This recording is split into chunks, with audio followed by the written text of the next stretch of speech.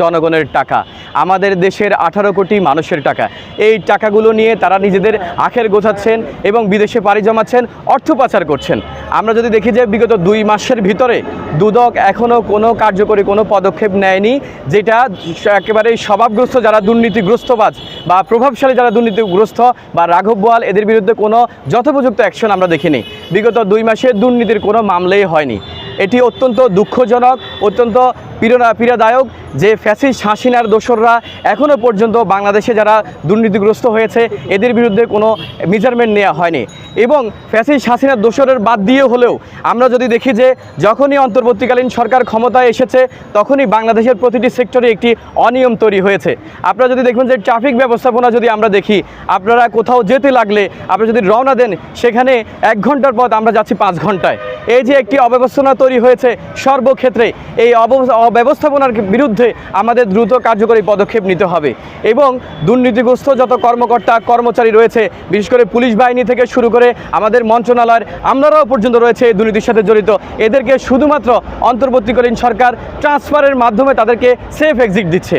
আমরা যদি দেখব যে এই ট্রান্সফার কোনো সমাধান নয়। তারা যে দুর্নীতি করেছে, জনগণের টাকা মেরে তাদের পকেট ভারী করেছে, তারা যে দুর্নীতি করেছে দেশের বিচার ব্যবস্থাকে নষ্ট করেছে, তারা যে দুর্নীতি করেছে আইন ব্যবস্থাকে নষ্ট করেছে, তারা যে দুর্নীতি করেছে বাজার ব্যবস্থাকে নষ্ট করেছে, তাদের এই দুর্নীতির বিরুদ্ধে তাদের বিরুদ্ধে দ্রুত কার্যকরী পদক্ষেপ না নিয়ে বরঞ্চ তাদেরকে ট্রান্সফারের মাধ্যমে তাদেরকে সেফ এক্সিট দেওয়া হচ্ছে।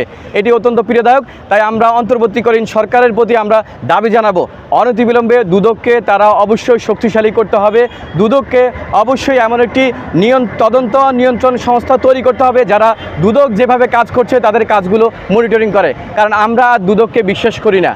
দুদককে বিশ্বাস করি না এই কারণে বিগত 16 বছর দুদকের কোনো কার্যকরী পদক্ষেপ আমাদের চোখে পড়েনি এবং বিগত 2 মাসে দুদকের কোনো কার্যকরী পদক্ষেপ আমাদের চোখে পড়েনি। তাই আমরা দাবি জানাচ্ছি দুদকের যে মনিটরিংগুলো রয়েছে, তারা যে কার্যক্রমগুলো রয়েছে এই নিয়ন্ত্রণ সংস্থার মাধ্যমে তারা এটা মনিটরিং করবে।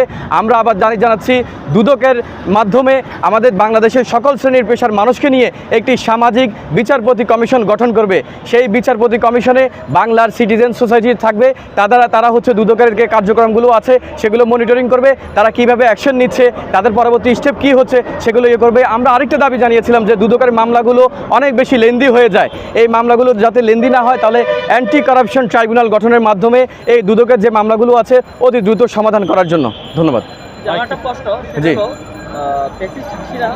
সরকারের অধীনে যে সকল আমলা ছিল এবং যে সকল পুলিশ সদস্যরা দুর্নীতি করেছে শাসন আমলে, সেটার ব্যাপারে আপনারা কোনো পদক্ষেপ বা আপনাদের কোনো প্রতিবাদ আছে কিনা? আপনারা এই অন্তর্বর্তীকালীন সরকারের কাছে নিউজটা পৌঁছে দিয়েছেন কিনা যে আসলে পুলিশ সদস্যরা আমরা যতটুকু জানতে পারি তারা অনেক দুর্নীতিগ্রস্ত, দুর্নীতিবাদ আমরা জানি।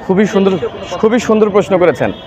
আপনারা 16 বছরে থানায় যদি একটা জিডি করতে যেতেন আপনারাই জানবেন যে 16 বছরে একটা জিডির জন্য আমি শুনেছি, আমি যেহেতু একজন আইনজীবী, অনেক ক্লায়েন্ট আমাদের কাছে অভিযোগ করেছে উনি একটা জিডি করার জন্য 5,000 টাকা থেকে 10,000 টাকা পর্যন্ত পুলিশকে দিতে হয়েছে।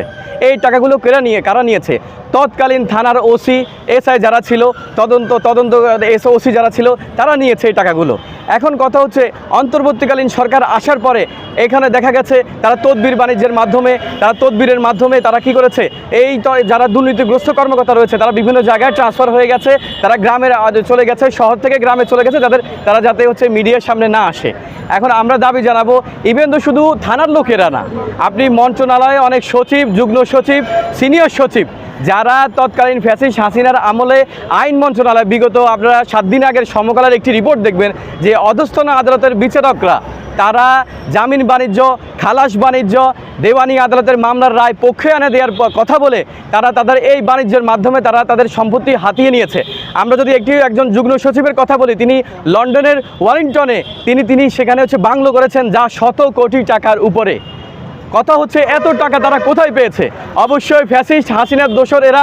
ফ্যাসিস্ট হাসিনার আমলে তারা সুযোগ সুবিধা নিয়েছে এবং এই ফ্যাসিস্ট হাসিনার আমলে যখন ফ্যাসিস্ট হাসিনা পালিয়ে গেছে তখন তারা কি করেছে, অন্তর্বর্তীকালীন সরকারের কিছু অসাধু কর্মকর্তার মাধ্যমে অন্তর্বর্তীকালীন সরকার বা অন্যান্য যে দলগুলো রয়েছে তাদের তদবির বাণিজ্যের মাধ্যমে তারা ঢাকার বাইরে গিয়ে অদূরে গিয়ে তারা হচ্ছে সেফ এক্সিট করছে।